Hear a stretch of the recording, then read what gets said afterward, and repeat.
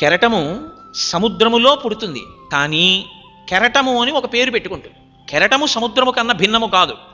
సముద్రములో పుట్టి సముద్రములో పెరిగి సముద్రములో ప్రయాణించి సముద్రములో విరిగి సముద్రములో పడి సముద్రములోనే కలిసిపోయే కెరటంలా పరమేశ్వరుని యందు పుట్టి పరమేశ్వరుని యందు పెరిగి పరమేశ్వరుని ఆధారంగా చేసుకుని జీవించి పరమేశ్వరుని యందు పడి పరమేశ్వరుని యందు లయమైపోయే నువ్వు కెరటము సముద్రము తనకి తాను సముద్రము కన్నా భిన్నం అనుకున్నట్టు నీకు నువ్వు పరమాత్మ కన్నా నిన్ను నువ్వు భిన్నం అనుకుని జీవుడు అనుకుంటున్నావు.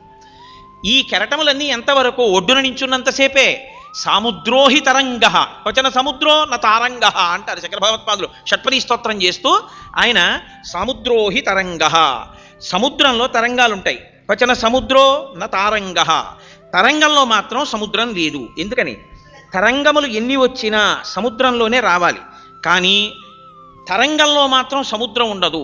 కారణం ఒక్కటే, సముద్రపుటు ఒడ్డున తరంగములు లేస్తుంటాయి, పడుతుంటాయి, కానీ లోపలికి వెడితే ఇంకా తరంగములేవి ఉండవు, సముద్రం ఒక్కటే ఉంటుంది.